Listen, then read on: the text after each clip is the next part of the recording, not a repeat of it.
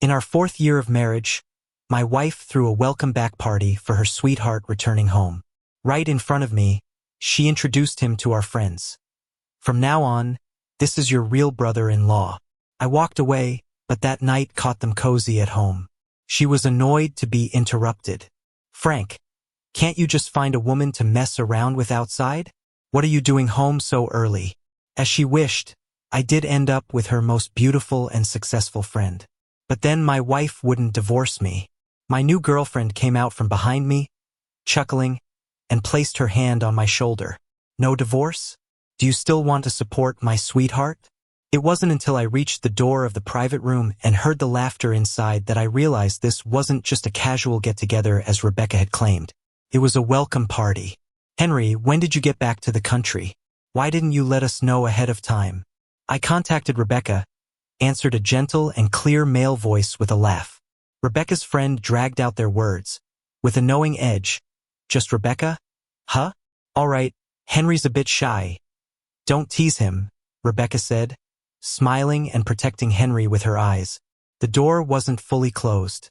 I could see the young man sitting next to Rebecca, wearing a sharp dark blue suit, elegant and striking as a star. It was indeed Henry, Rebecca's first love. I never thought he'd come back from abroad so soon after Grandma passed. Coincidence? Or did he see the timing was right? Someone inside started shouting again. "Henry, Rebecca took great pains to organize this party for you. You should toast her." Henry smiled, poured a glass of wine, and raised it to Rebecca. "You're right, I should thank Rebecca for the effort."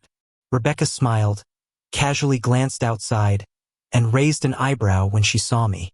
"Drinking like this is no fun," she said, raising her glass and interlocking arms with Henry.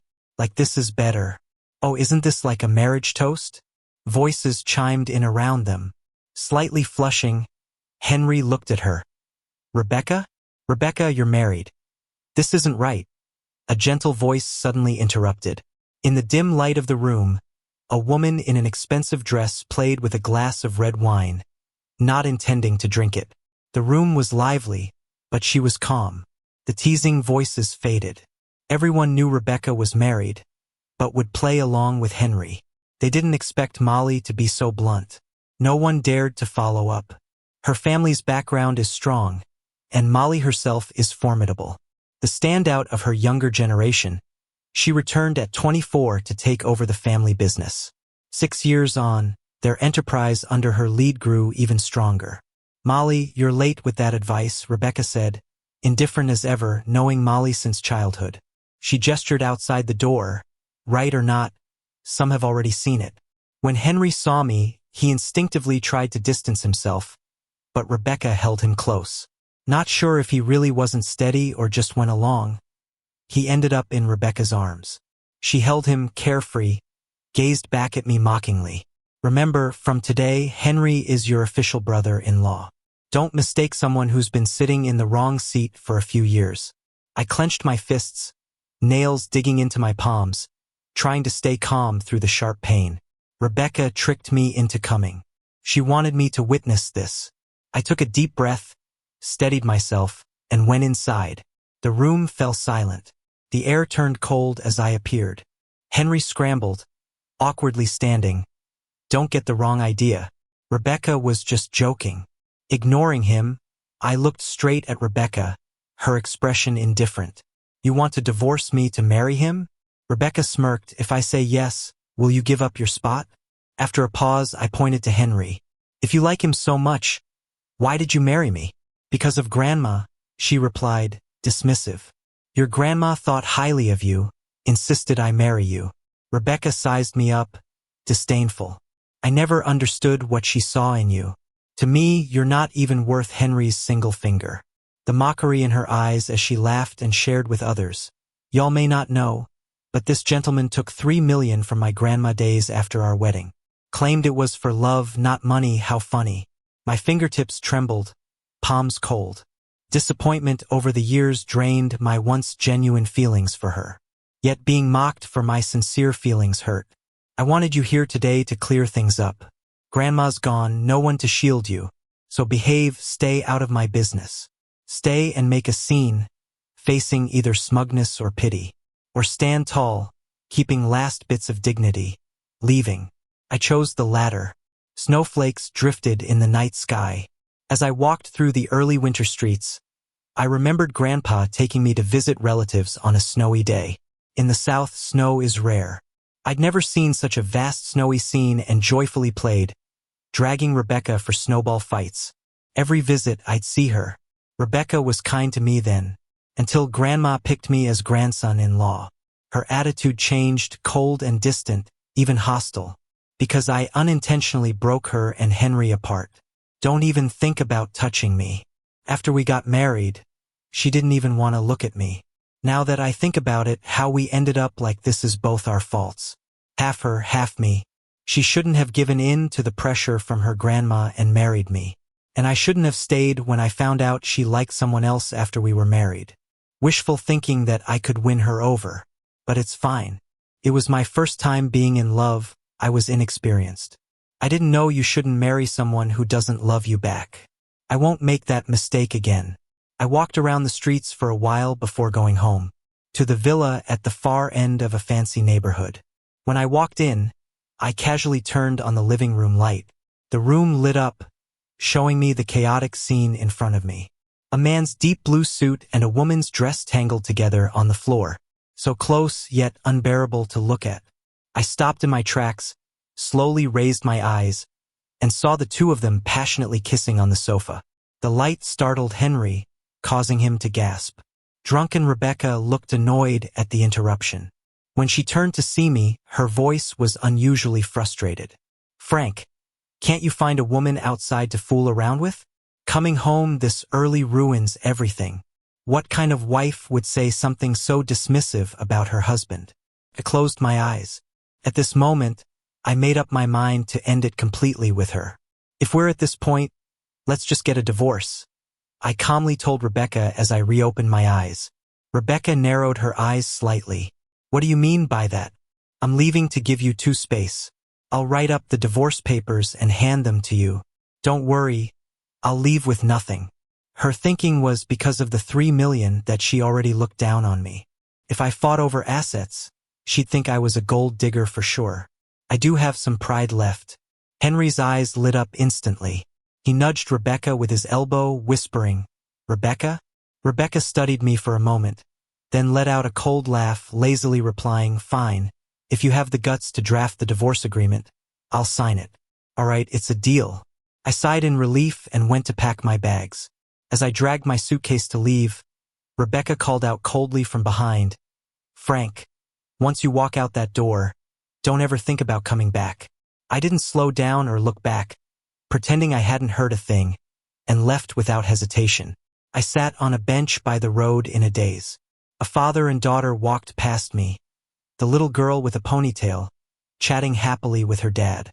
The greenish-white streetlight enveloped them, projecting warmth despite the cold. Having family is nice. Not like me after my sister passed. I had no one left. This loneliness, I'm truly feeling it now. Just then, a subtle black car pulled up in front of me. The window rolled down, revealing Molly's defined profile. Her long, deep eyes swept over my suitcase. "Where are you headed? I can give you a lift." I opened my mouth to decline, but she had already stepped out and opened the car door for me. "Get in, it's cold outside." Some people just have this irresistible way of speaking. I sat in the front passenger seat, thinking about this. The car's fragrance smelled like faint wood, fitting Molly's subdued aura. "Why'd you leave home?" Staring at the road ahead, Molly's knuckled fingers tapped rhythmically on the steering wheel. I forced a light laugh. "Weren't you at Henry's welcome dinner too? Can't you guess?" Obviously, I needed to give some space to long-lost friends. Molly glanced towards the neighborhood. After a pause, she asked, "What will you do next?" "Get a divorce, but first find a place to stay." I was skimming through reviews of hotels. Molly's gaze skimmed my phone screen. "If you can't find a place right now, you can stay at my villa." I stared at her for a moment, then turned slowly towards her. Maybe it was the darkness or the complexity in Molly's eyes, but I couldn't quite read her. We'd met before. My family had been jade carving masters for generations. Being around it for so long, Both my sister and I could carve before we could even walk. But then my sister's condition worsened suddenly, and even after spending everything, we were 3 million short. To save my sister, Rebecca's grandma offered me the money for medical expenses, but it only bought her 1 more year. Every time Rebecca belittled me, she'd bring up that 3 million.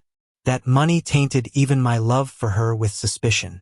So after my sister passed, I opened a jade carving studio to try and repay that money.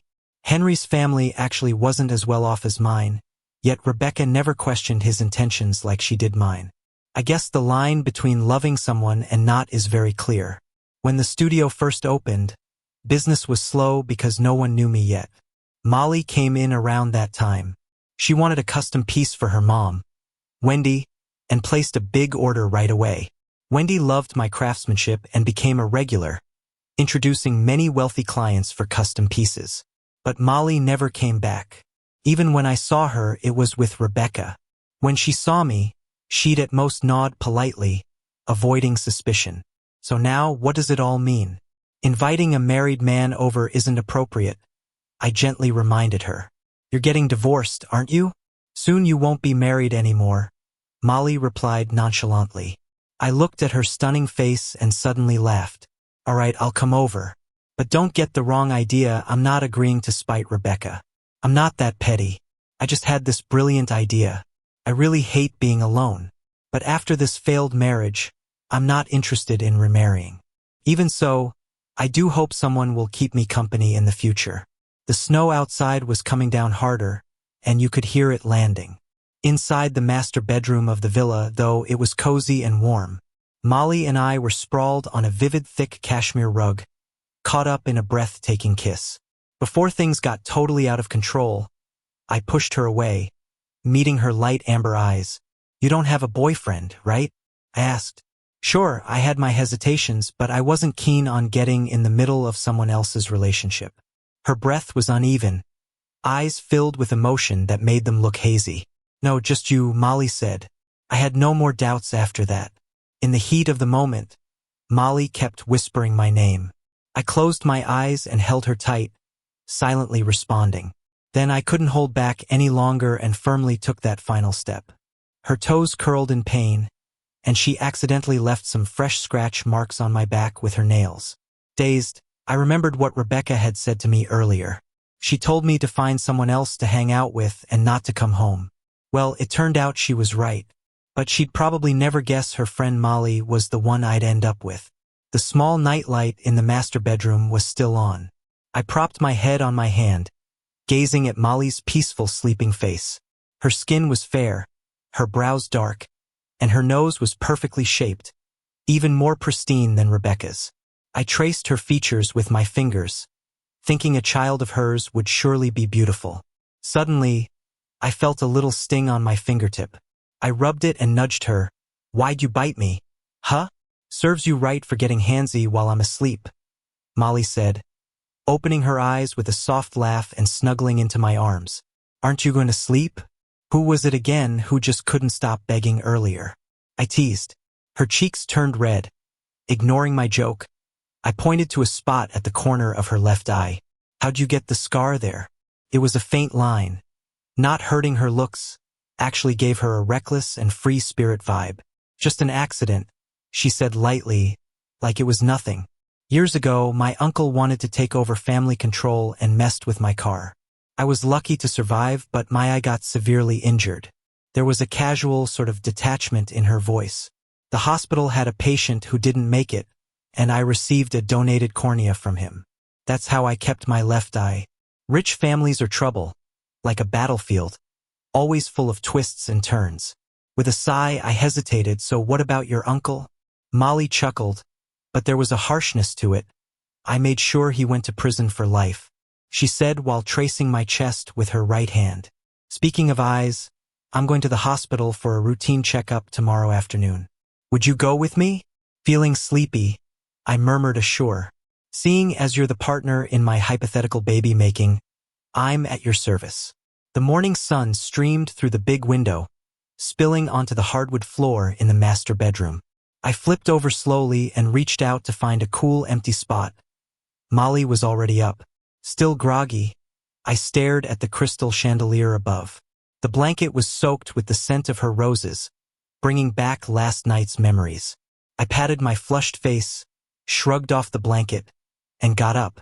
After washing up, I followed the smell of toast to the kitchen. Molly was making breakfast herself. I leaned against the door and watched her bustle around. She was dressed in a simple knit cardigan and white pants, her hair casually tied back, looking so gentle, like a college student fresh out of school. Hearing me, she turned with a smile. Awake? Just wait a bit, the vegetable soup's almost ready. I stepped in to check out what she'd made. Everything looked great. So domestic. Your future husband's gonna be lucky, I couldn't help but say. Molly paused in her movement, glancing up at me as if deep in thought. I didn't catch her expression, too busy admiring the food. Oh, by the way, do you have a lawyer in your legal department who's free? I need someone to draw up a divorce agreement, I remembered suddenly. Sure, I'll let our legal team know, Molly said, taking the food to the dining room. I thought it would take a few days to get it, but Molly made a call and somehow made it happen. We hadn't even finished the meal when the head of the legal department showed up, sweating and out of breath. Looking at the divorce papers he handed over, I glanced at calm as ever Molly sitting across from me. Even I wasn't in that much of a rush. In the afternoon, I went with Molly to the hospital. On the first floor, I saw a familiar face. Clara? I stepped closer, and it was her. Clara had been a nanny at the family estate for many years. After Rebecca and I got married, Grandma had sent her to help us out. But she went back home for some business recently, and now here she was at the hospital. When she saw me, she looked worried. Sir, I was just about to get in touch with you. Rebecca accidentally ate peanuts this morning. My heart skipped a beat. Rebecca's allergic to peanuts and could have a life-threatening reaction. Even though I'm not in love with her anymore, I didn't want anything bad to happen to her for Grandma's sake. She is her only granddaughter, after all. How is she now? I asked, grabbing Clara's arm. Lucky we got her here in time. She's okay, just getting fluids in her room, Clara replied. If she's not dead, that's fine. My thoughts drifted to the divorce papers in my bag, intending to hand them to Rebecca later. But since she's here, it'd be simpler to do it now. With that, I looked at Molly. Hey, maybe you can go to your checkup first. I'll go see Rebecca and catch up with you after. Molly gave me a sideways glance, go on if you want, and walked past me into the elevator. As the elevator doors closed and the numbers ticked by, I replayed her look in my mind. Somehow, I felt a chill run down my spine. On the way to the hospital ward, Clara told me what happened earlier that morning. Henry wanted to make a special breakfast for Rebecca but totally forgot about her peanut allergy. He heated up a bottle of peanut milk he bought from an import store. By the time Rebecca realized something was off, it was too late. Her throat visibly swelled up. Henry was freaking out, not knowing what to do.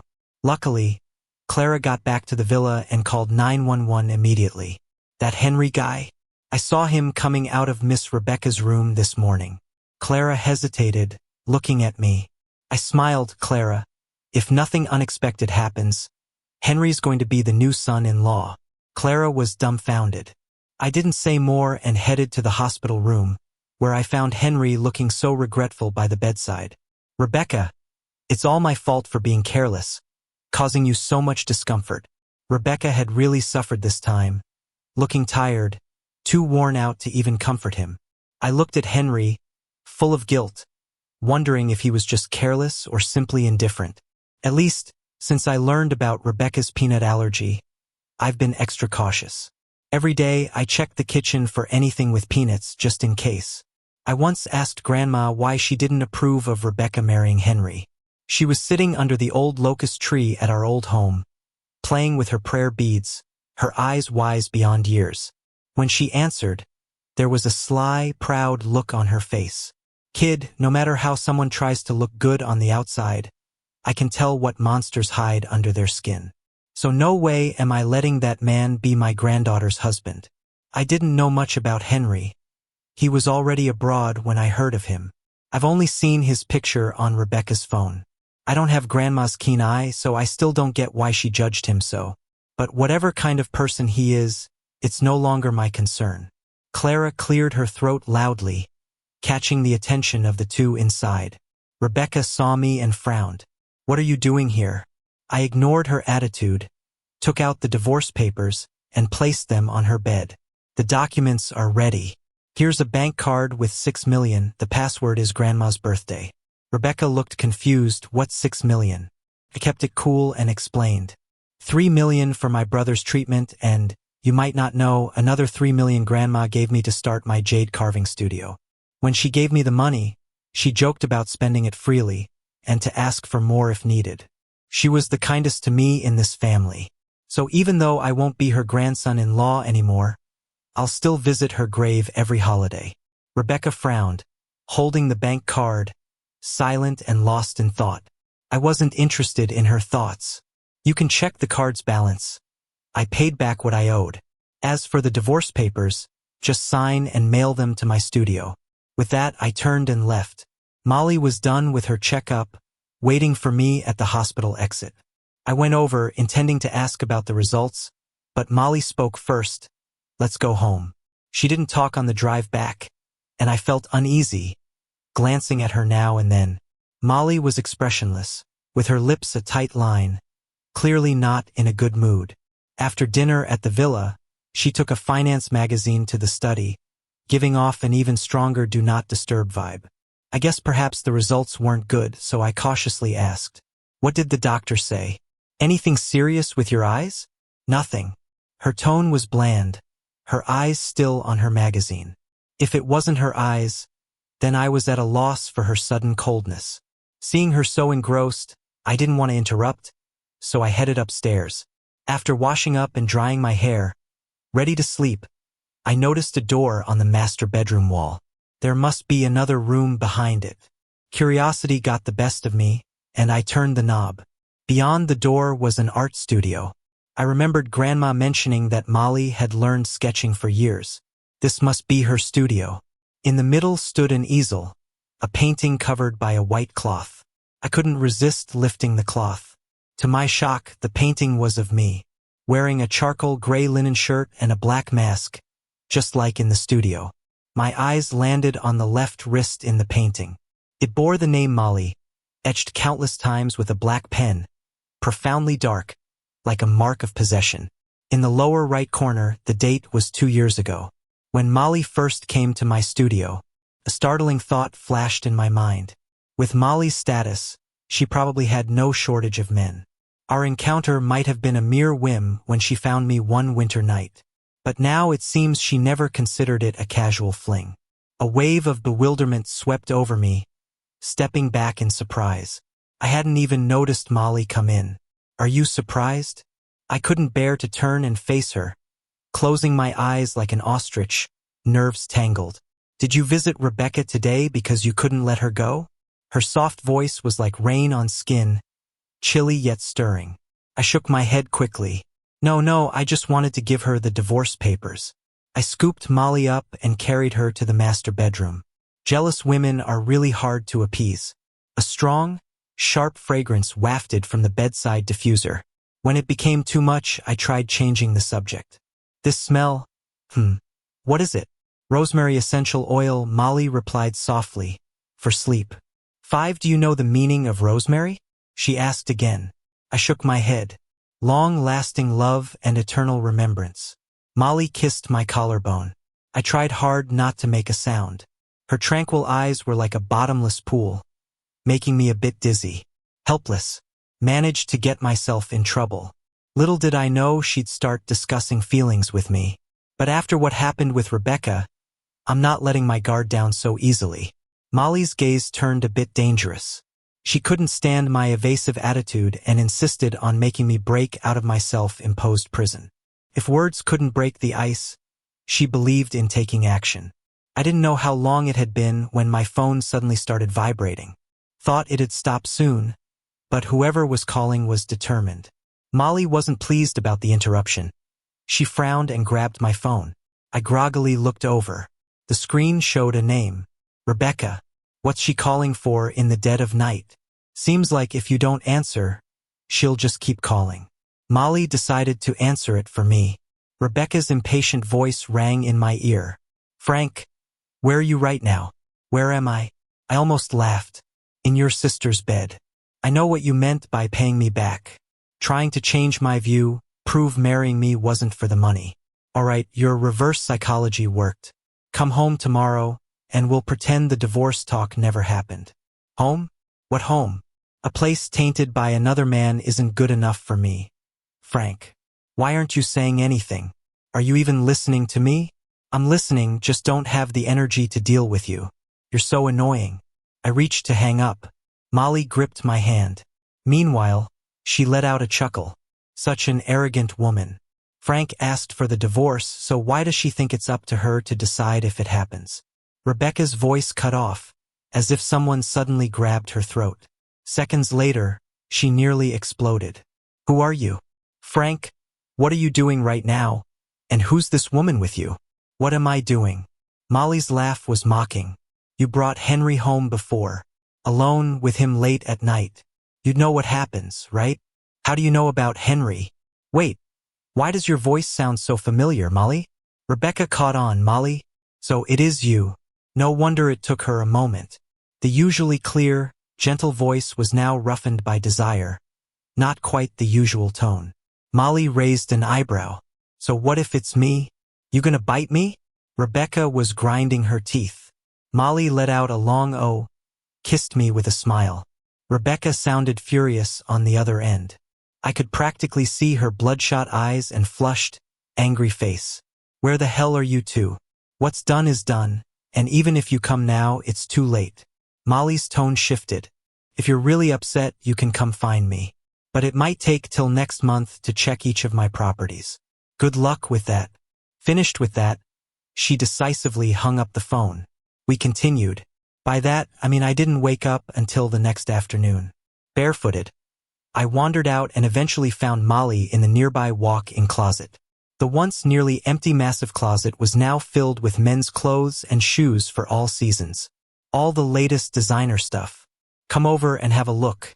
Do you like it? She pulled me over. I just had someone set it up. For me? I blinked, pointing at myself to confirm. Who else if not you? Molly looked at me with a deep gaze. I touched the clothes, tags still attached, feeling a bit uneasy. It's a lie to say I wasn't moved. But the nicer she was to me, the more jumbled my mind got. This situation had deviated far from my initial plan. I couldn't stay here any longer. I needed to clear my head.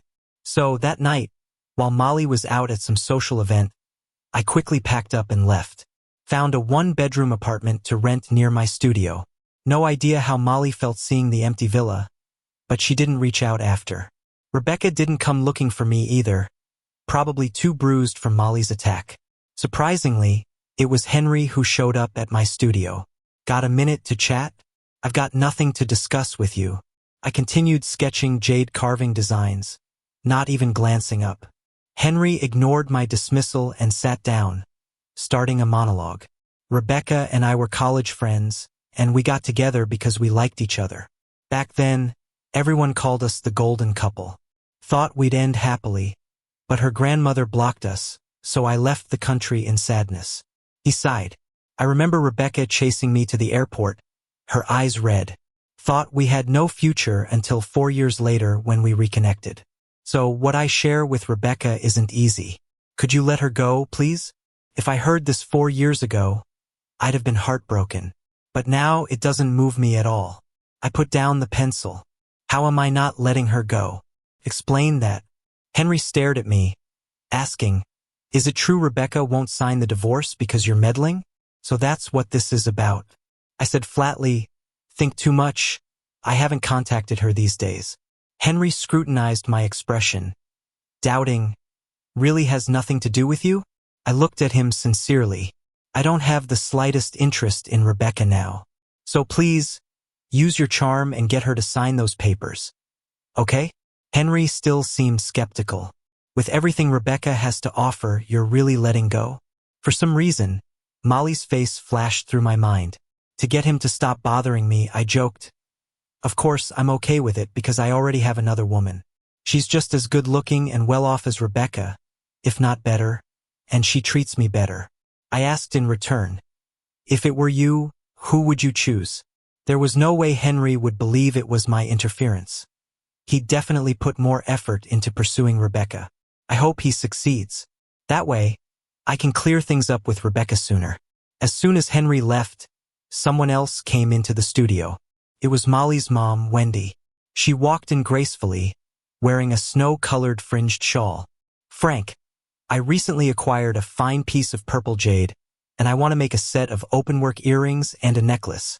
She placed a brocade box in front of me, smiling warmly. Do you think you can finish it in half a month? I want to wear it for my 50th birthday party. I opened it and took a look. It was indeed fine jade. I had just completed the orders I was working on, so I had time. No problem for half a month. I agreed, smiling as I asked, what pattern would you like this time? Wendy thought for a bit. Peonies.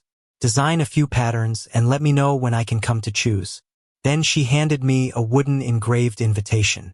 I've reserved a spot for you at my birthday party. Make sure you come. A faint twitch in my smile was barely noticeable. Wendy's birthday means Molly will definitely be there. Before I could politely decline, Wendy kindly interrupted me. I have a few new friends who are especially fond of the crabapple hairpin you made for me last time. I'll introduce you to them. I swallowed my words immediately. As the saying goes, don't bow for 5 pecks of rice. But the profit from my next order is worth much more than that, so bending a bit doesn't hurt. I'm still in this world, and I can't turn down money. Besides, when it comes to love, it's mutual, so who's really taking advantage of whom? I doubt Molly could swallow me whole. The birthday party came around in no time. During this period, I still hadn't received the signed divorce papers. Henry is really slack. Looks like I'll have to figure it out myself. Wendy and Molly don't live together. The mansion is in another European-style villa. At her birthday party, Wendy wore that set of purple jade jewelry, practically acting as my living billboard. With her introduction, I mingled among the rich ladies and received several orders. I was quite pleased. I was worried about running into Molly and making things awkward, constantly looking around anxiously at first. But I never saw her in the banquet hall. She must have gotten caught up in something. I thought about sneaking away, but leaving as soon as I arrived seemed rude. So I planned to pass the time at the rooftop garden.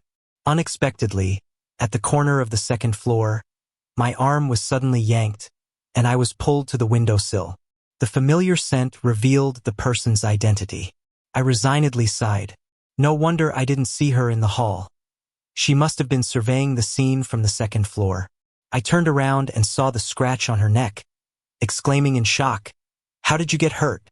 Molly glanced at me and admitted, "Got into an argument with someone." I held her face, examining it closely. "Are you a 3-year-old? I was fuming, fighting with people." Molly grinned, eyes curved in delight. "Your tone says you're worried about me." I kept a straight face. "No, you misheard. Aren't you curious about who I fought with?" Afraid I'd run again, she held my hand tightly.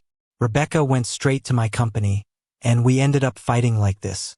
Her tone suddenly turned plaintive. "I won the fight but came home to find you gone. Heartless one." Truly broke my heart. Faced with her pitiful accusations, I was at a loss for whether to laugh or cry. I was about to speak when footsteps echoed on the stairs leading to the second floor. "Rebecca, who did you see?" Someone hurried up. Henry's voice. With a swoosh, Molly drew the curtains tightly around us. The footsteps stopped outside the curtain, no more than 2 steps away from us. Peeking through the seam, I saw Henry grabbing onto Rebecca. Molly and Rebecca's families have business ties, so her congratulating Wendy made sense. From the looks of it, Henry's injuries were worse than Molly's. He indeed didn't win the fight. Did Frank just go upstairs? Henry stomped in frustration. "Does it matter if it's him? He's going to divorce you. Why do you care about him? I heard him say he found someone better than you, and he doesn't want you anymore." Rebecca's expression turned grim. "Henry, I told you I'm not planning to divorce him. If you're not divorcing, what about me? Rebecca? Do you want me to stay with you unnamed?" Henry sounded hurt. Rebecca seemed annoyed, rubbing her forehead. "Grandmother left instructions. No matter what, She wouldn't let me marry you. That was her wish. But she's dead, Rebecca. She can't control us anymore. Amidst their argument, Molly whispered into my ear, catching the key point. Henry said you admitted to finding a better woman. Was he referring to me? Staring at her teasing gaze, I defiantly answered, no. She raised an eyebrow slightly, stood on tiptoe, and kissed me. Afraid the ones outside would discover us, I stayed still and silent. In this heightened state, every sensation was more intense than usual. Molly's kiss made me dizzy, and I hugged her waist, feeling her rising body heat through the thin fabric. She didn't close her eyes, her moist gaze watching me through her lashes. Really not? I stayed silent, so she slid her hand under my shirt, provocatively going further. Shame and anger flooded over me, and I couldn't take it anymore. Molly, I raised my voice. Who's there? Rebecca shouted. Busted. If you don't want to see her, just stay put. Molly remained unfazed, calmly adjusting my clothes before stepping out through the curtain. Rebecca saw her, her eyes burning with anger, clenching her fists tight. It's you. She spared a glance at the lipstick mark blooming on Molly's lips, then looked over at the curtain where she had come from, smirking coldly. You told me how much you like Frank, and yet here you are sneaking around in your own home. I thought you had more loyalty than that. Molly chuckled. Isn't it possible that it's just one person? Rebecca's face changed as something clicked, and she started to move toward her, only to have Molly stop her with a raised hand. Step aside, she hissed through clenched teeth. Rebecca, it's Wendy's birthday party today, and if you start a scene now, trust me, I'll make sure you regret it. Rebecca shot a glare in the direction of the curtains but got pulled away by Henry. After fixing my clothes and hair, I actually planned to go out and explain things to Rebecca, but Molly suddenly gagged. I hurried to her and patted her back, concerned. What's wrong? Did you eat something bad at the party? I haven't eaten anything yet. Watching her eyes water as she retched, something dawned on me, and my expression grew serious. I took her to a nearby guest room.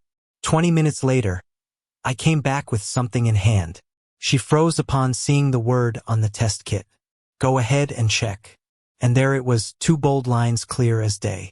Looking at the test result, Molly's face turned serious.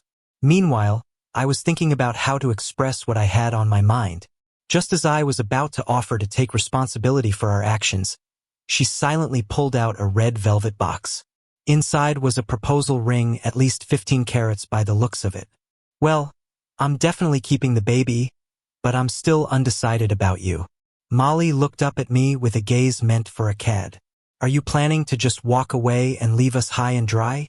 Suddenly, I felt like maybe I wasn't as bad as that. I told Molly I'd think about it. After the party, I was coaxed back to the villa we used to stay at. With her not being alone anymore, I didn't object. I had only spent a few days taking care of Molly when I got a call from the police station, asking me to come pick someone up. Rebecca got into a fight on the street because of Henry. Once at the station, the officer filled me in on the details. The person fighting with Rebecca was a woman named Candy, Henry's ex-wife. He met Candy abroad 4 years ago, and they married not long after. Originally, their life was quite stable, until a twist of fate half a year ago. Candy went bankrupt. Seeing that he couldn't become a wealthy son-in-law, Henry divorced her and returned home. Candy, being a dignified person, didn't cling to the past after their breakup.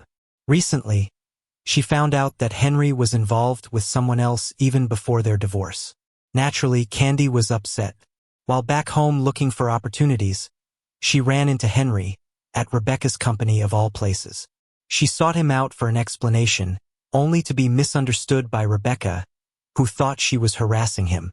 And so they ended up in the police station. Listening to Candy's account, Rebecca's face fell. 4 years ago, which meant not long after her split with Henry, he was already with well-off Candy. Yet she pathetically clung to their relationship, oblivious all along. Henry, thinking he could still brush her off, feigned tears and protested, Rebecca, don't listen to her nonsense. I don't even know her. Rebecca stared at him blankly. Really? Then why don't you give me permission to check? Henry stiffened, stammering and unable to form a reply. With a cold laugh, Rebecca stood and told Candy, "Candy, this was my fault today.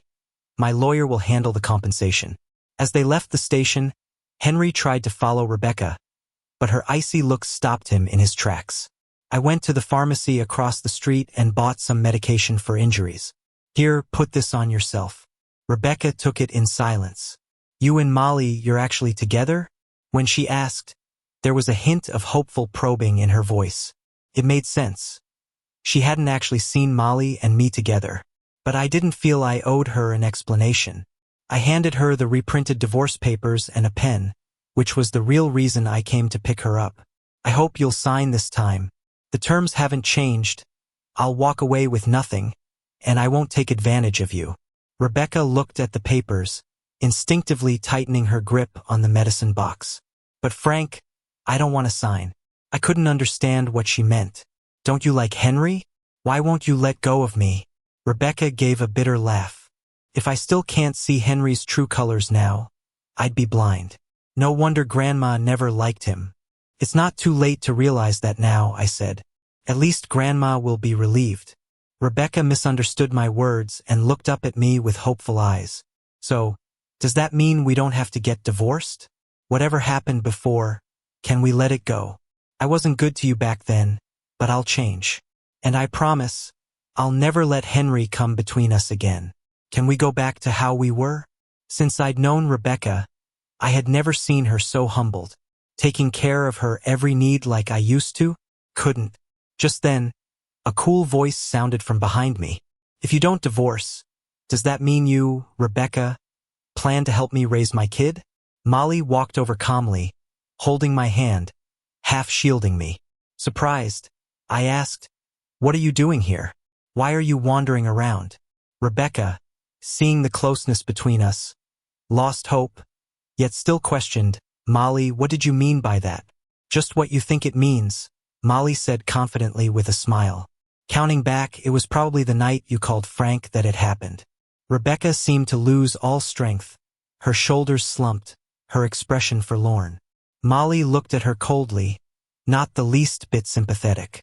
"Back in the day, you and Henry were head over heels, but you couldn't change Grandma's decision.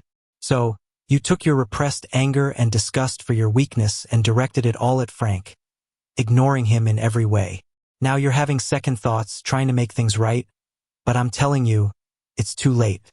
Just sign the divorce papers willingly, so you don't lose my respect." Then she dragged me away. The next day, Rebecca had someone deliver the divorce papers. I eventually agreed to marry Molly because I couldn't resist her creative ways of proposing. If she mistreats me, then we'll just divorce. I have experience with that anyway. What I didn't expect was for Rebecca to get married before me, to Henry. But she didn't do it willingly. Henry clung to Rebecca, hoping to win her back. Rebecca didn't want to see him, so he camped out at her workplace. In the end, who knows how it happened, but they ended up arguing, and Rebecca accidentally pushed him down the stairs. Henry injured his spine and was paralyzed. He threatened Rebecca, either reconcile and marry him or go to jail. Naturally, Rebecca couldn't abandon her family business, so she married Henry, but she never treated him well. Henry, already depressed and now physically impaired, became more hysterical as Rebecca often stayed out all night. Unable to take it anymore, Rebecca just sent him to a nursing home. But she'll never really be free of him. Not long after, Molly and I welcomed twin sons into the world. Each time Wendy came over, she'd struggle to decide which grandson to hold first and even considered taking one home to raise. But Molly firmly refused her, and Wendy left crestfallen, though she never gave up. The whole situation turned into a playful rivalry between mother and daughter, bringing endless laughter to our home. I'm so happy now. So those people and things from the past. I won't be looking back anymore. Bonus chapter: Molly. Frank doesn't know that Molly went out of her way to visit his studio. She was there to support his business. But at first, she didn't do it for him. When Molly injured her eye, she needed a corneal transplant. At the time, a patient at the same hospital sadly passed away, having signed an organ donation agreement prior. That's how Molly received her cornea. And that patient was Frank's sister.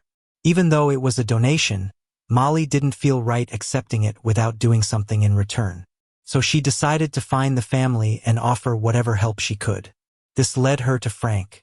She knew Frank was married, but due to various circumstances, she'd never even seen him once. Her assistant gave her all of Frank's information. He'd been married to Rebecca for 4 years, but they had a rocky relationship.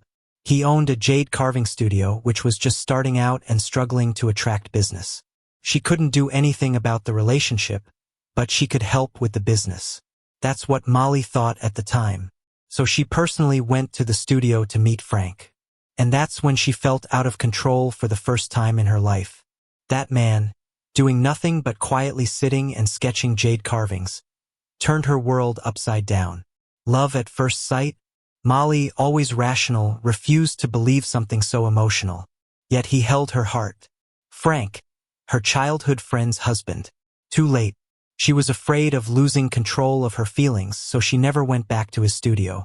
She even tried to force herself to forget him. But it was pointless. The more she suppressed her feelings, the stronger they grew. Molly, always so confident and in control, finally knew the taste of longing for something you can't have. It was torture. She began to uncontrollably dislike Rebecca and didn't even want to see her. Molly hid it well until she asked her mom to look after Frank's studio. Wendy, perceptive as ever, began teasing her. Frank is handsome and skilled, but he's married. Are you planning to be a homewrecker? Molly seriously denied it on the surface but felt like it opened up a new possibility. As long as Frank was willing, why not? But back then, his eyes were all on Rebecca, and he couldn't see her. Luckily, Rebecca made mistakes. Henry returned, and Rebecca not only welcomed him back with a party, but also embarrassed Frank publicly. Molly sensed her chance. If not now, then when? That night, she stayed nearby.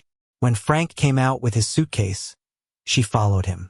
He looked like a stray cat without a home, sitting alone on a bench. She swore she hadn't intended to do anything at first. Just wanted to bring him home so he wasn't alone outside. But Molly couldn't resist the urge to get close to him. Frank, unexpectedly, didn't push her away.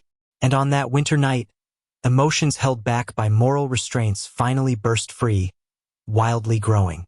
Dark love saw the light of day.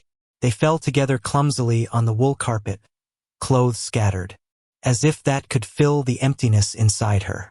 When the storm settled, Frank, exhausted, kissed her lightly on the forehead, thinking, finally, this long-desired flower bloomed in his heart.